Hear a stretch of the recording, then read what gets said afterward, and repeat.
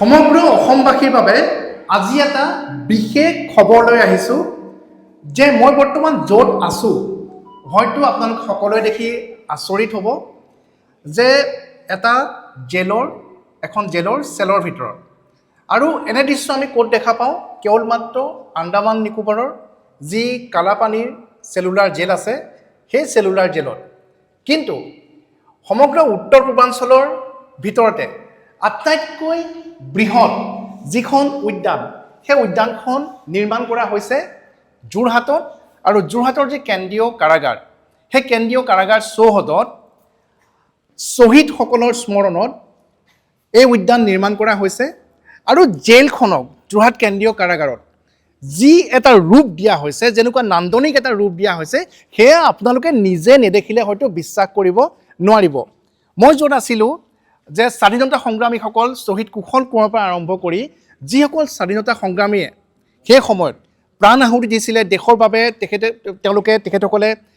ইংৰাজৰ বিৰুদ্ধে যুঁজ দিছিলে আন্দোলন কৰিছিলে আৰু তেওঁলোকক কাৰাবাস খাটিছিলে এই যোৰহাটৰ কেন্দ্ৰীয় কাৰাগাৰতে আৰু সেইসকল স্বাধীনতা সংগ্ৰামীৰ প্ৰতি শ্ৰদ্ধা জনাই অসম চৰকাৰে এই সমগ্ৰ উত্তৰ পূৰ্বাঞ্চলৰ ভিতৰতে সৰ্ববৃহৎ উদ্যানখন নিৰ্মাণ কৰিছে আৰু যিখন উদ্যান যদি আপোনালোকে চায় তেনেহ'লে আপোনালোকৰ এটাই মনলৈ আহিব যে আন্দামান নিকোবৰৰ যি চেলুলাৰ জেল কালাপানীস্থিত যি চেলুলাৰ জেল সেই চেলুলাৰ জেল আৰু যিসকল লোকে আন্দামানলৈ গৈছে সেই কালাপানীস্থিত চেলুলাৰ জেল তেওঁলোকে চাইছে তেওঁলোকে তুলনা কৰিব পাৰিব যে আমাৰ অসমীয়া অভিযন্তাসকলে অসমৰ ঠিকাদাৰসকলে যি এটা ৰূপ দিছে অসমৰেই নহয় সমগ্ৰ উত্তৰ পূৰ্বাঞ্চলৰ ভিতৰতে আটাইতকৈ সৰ্ববৃহৎ যিখন উদ্যান সেই উদ্যানখন কিমান মনোমোহাকৈ নিৰ্মাণ কৰিছে আমি জানিম আৰু এয়া হৈছে যোৰহাটৰ যি কেন্দ্ৰীয় কাৰাগাৰৰ চৌপাশৰ যিখন ৱাল আমি দেখুৱাইছোঁ যে যিখন ৱাল লক্ষ্য কৰক যিসকল লোকে হয়তো কেতিয়াও জেলৰ ভিতৰত সোমোৱা নাই জেলৰ যিখন ৱাল ইমানেই সুউচ্চ আৰু ইয়াতে কি ধৰণে শিল্পকৰ্মৰ দ্বাৰা সমগ্ৰ চৌহদটো সজাই তুলিছে আমি কথাও পাতি যাম আমাৰ সৈতে আছে লোক নিৰ্মাণ গৃহ বিভাগৰ অভিযন্তা ডাঙৰীয়া যিসকলৰ তদাৰকীত এই সমগ্ৰ প্ৰকল্পতে প্ৰাণ পাই উঠিছে দেদা আছে আমাৰ সৈতে যে অলপ ক'ব নেকি যে এই সমগ্ৰ প্ৰজেক্টটোৰ বিষয়ে সমগ্ৰ প্ৰকল্পটোৰ বিষয়ে যে কেনেধৰণে আপোনালোকে এই সমগ্ৰ প্ৰকল্পটো কেনেধৰণে প্ৰাণৱন্ত কৰি তুলিছে আটাইতকৈ অসমৰ ভিতৰতে সৰ্ববৃহৎ উদ্যান হয় কিমান মাটি আছে প্ৰকল্প ব্যয় কিমান আৰু আমি কথাও পাতি যাম কাৰণ এই যিখন উদ্যান আছে সেই উদ্যানখন যদি আমি দেখুৱাব বিচাৰোঁ আমি এনে এটা সৰু ভ্লগত সেয়া সম্ভৱ নহয় ইয়াৰ বাবে হয়তো আমাক 1-2 ঘণ্টা সময় লাগিব আৰু ইয়াত যিসকল লোকে ইয়ালৈ খোজকাঢ়িবলৈ আহিব বা প্ৰাতঃভ্ৰমণ কৰিবলৈ আহিব বা সান্ধ্য ভ্ৰমণৰ বাবে আহিব তেওঁলোকে প্ৰায় 10 পৰা 12 কিলোমিটাৰ ইয়াতে ভিতৰতে খোজকাঢ়িব পাৰিব হয় অলপ ক'ব নেকি আমাৰ এই যিটো আমি খোজকাঢ়ি গৈ থাকিম আমাৰ যিটো স্বৰাজ উদ্যান আমি প্ৰকল্পটো লৈছিলোঁ এইটো প্ৰকল্পটোত একচুৱেলি আমাৰ কিছুমান ইনফ্ৰাষ্ট্ৰাকচাৰ অলৰেডি আছিলে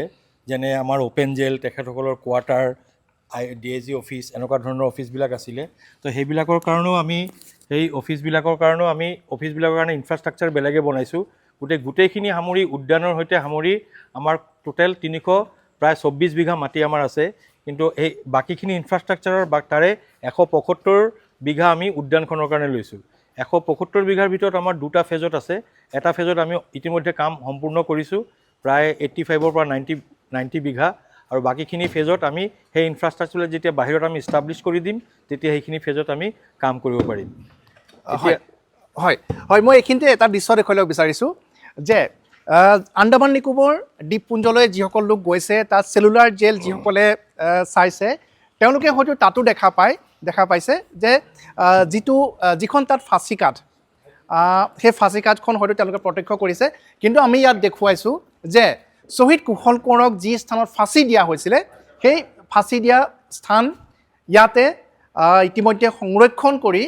পৰ্যটকসকলৰ বাবে বা যিসকল লোকে ইয়ালৈ আহিব তেওঁলোকৰ বাবে সেই স্বাধীনতা সংগ্ৰামীগৰাকীৰ প্ৰতি শ্ৰদ্ধা জনাই এনেধৰণে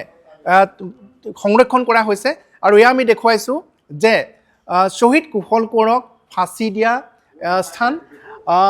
ডাঙৰীয়া অলপ ক'ব নেকি যে ইমান সুন্দৰকৈ আপোনালোকে নিৰ্মাণ কৰিছে জেলৰ ভিতৰত এনেকৈ আছিলে আমাৰ যিটো ফাঁচী কাঠটো দেখা পাইছে এই ফাঁচী কাঠটো আমি জেলৰ পৰা আমি ৰিচিভ কৰিছোঁ এজ ইট ইজ আমি ব্ৰিটিছৰ জামানাৰ বস্তু এইটো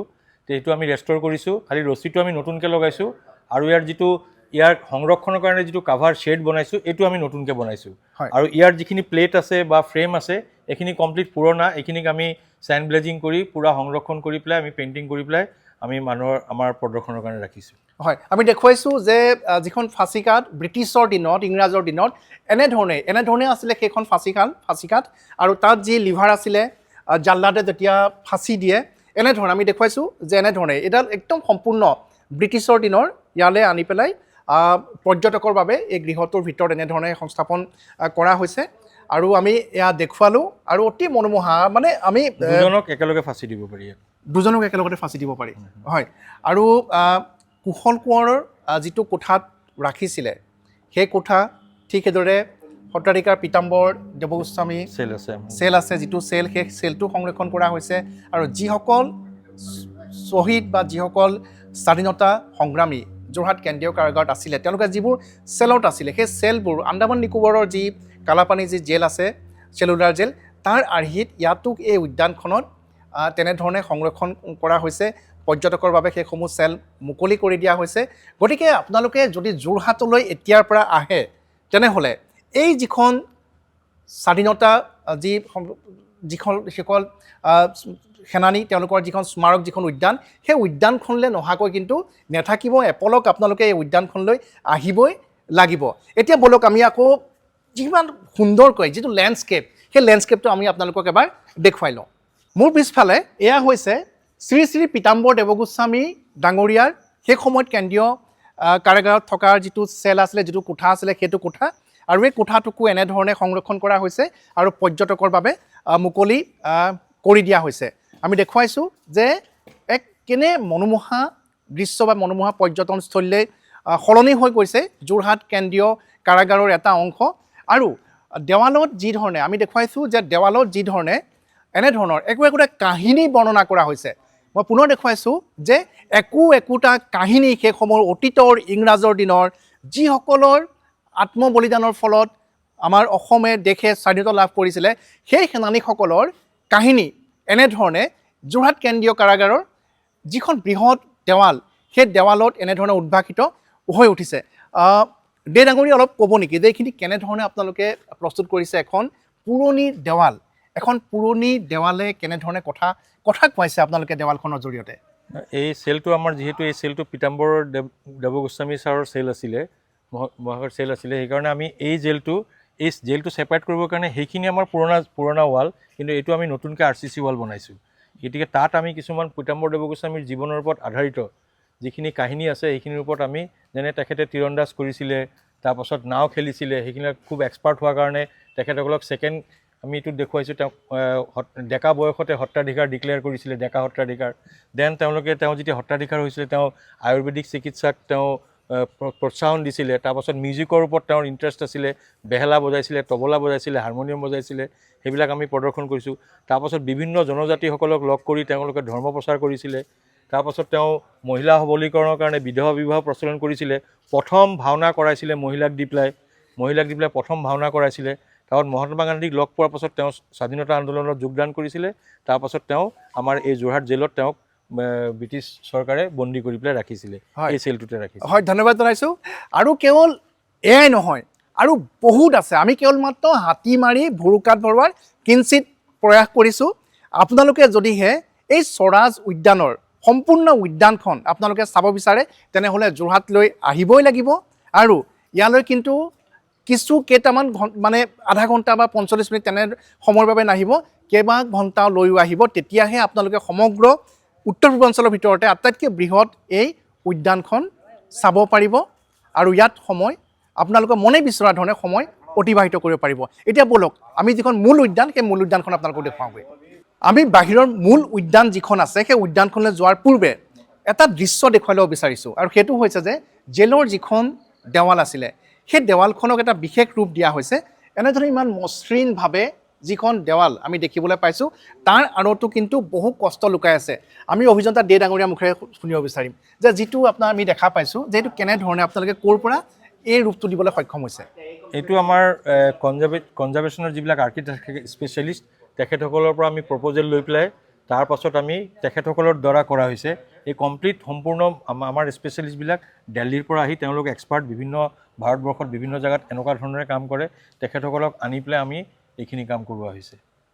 এই যিখিনি হেৰি আৰু আপুনি কৈছে ব্লেডেৰে অতৰা বুলি কৈছে এইখিনি কমপ্লিট কাটিং কৰি পেলাই আগতে এইবিলাক পুৰণা ৱাল আছিলে প্লাষ্টাৰ আছিলে এইবিলাক কমপ্লিট কাটিং কৰি পেলাই গ্ৰুপ কৰি তাৰপাছত লাইম ষ্টোন কৰি চুৰখি দি পেলাই আমি এইবিলাক ফিল আপ কৰি পেলাই এইবিলাক প্ৰিজাৰ্ভ কৰা হৈছে মানে ব্লেডেৰে ৰুকি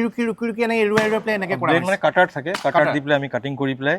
এইটো বহুত দিন লাগিছে কৰিবৰ কাৰণে প্ৰায় গোটেই ৱালখন গোটেই বাহিৰৰ কমপ্লিট আপুনি যেতিয়া বাহিৰত যাব তেতিয়া দেখিব বাহিৰৰ গোটেই ৱালখনে এইটো ট্ৰিটমেণ্ট দিয়া হৈছে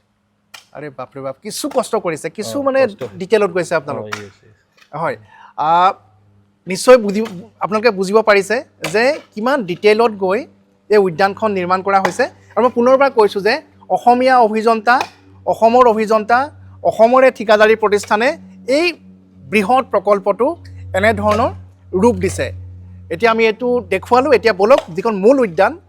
বহুত বৃহৎ উদ্যান যিটো লেণ্ডস্কেপ সঁচাকৈ দেখি আপোনালোকে ভাল পাব এয়া আমি সেয়া দেখুৱাবলৈ যাওঁ বলক আমি আপোনালোকক কাৰাগাৰৰ ভিতৰৰ দৃশ্যসমূহ দেখুৱালোঁ এতিয়া ৰেডি 1 2 3 এয়া চাওক উদ্যান কোনোবাই কল্পনা কৰিব পাৰেনে যে যোৰহাট নগৰৰ মাজমজিয়াত এনে এখন উদ্যান আপোনাৰ চকু যিমান দূৰলৈকে যায় সিমান দূৰলৈকে লক্ষ্য কৰক যে অতি কম সময়ৰ ভিতৰতে এই উদ্যানখন নিৰ্মাণ কৰি তোলা হৈছে আৰু আমি নিশাৰ ভাগত ইয়াৰ দৃশ্য গ্ৰহণ কৰিবৰ বাবে এইকাৰণে আহিছোঁ যে ইয়াত যিটো আলোকৰ যিটো খেলা পানীৰ যি ফোৱাৰা আছে আৰু গছ লতিকাৰ সৈতে যি পোহৰৰ যিটো খেলা সেই খেলাটো অনুভৱ কৰিবৰ বাবে আৰু যিসকল লোকে ইয়ালৈ আহি কিছু সময় অতিবাহিত কৰিব বিচাৰে আৰু তেওঁলোকে এই পাৰ্কখনলৈ এই উদ্যানখনলৈ আহিবই লাগিব আৰু কিছুদিন পূৰ্বলৈকে যোৰহাটৰ এই যিটো ৰাস্তা যিটো জেল চাৰিআলি বুলি কওঁ বৰপেটাৰ তালৈ যিসকল লোক আহে তাৰ কাষতে থকা এনেধৰণৰ সেই জৰাজীৰ্ণ ঘৰকেইটা যিসকলে দেখিছিলে তেওঁলোকে অনুভৱ কৰিব পাৰিব যে কিমান সুন্দৰকৈ এই উদ্যানখন নিৰ্মাণ কৰা হৈছে আৰু এটা অতি বৃহৎ প্ৰকল্প সমগ্ৰ উত্তৰ পূৰ্বাঞ্চলৰ ভিতৰতে আটাইতকৈ বৃহৎ উদ্যান আৰু আমি দেখুৱাইছোঁ আৰু ইয়াৰ উপৰিও আমি দেখুৱাইছোঁ যে লক্ষ্য কৰক কিমান এটা মনোমোহা পৰিৱেশ বিশেষকৈ যিখন জেলৰ যিখন দেৱাল সেই দেৱালখন লক্ষ্য কৰক সেই গেটখনৰ ভিতৰলৈ সোমাই গ'লেই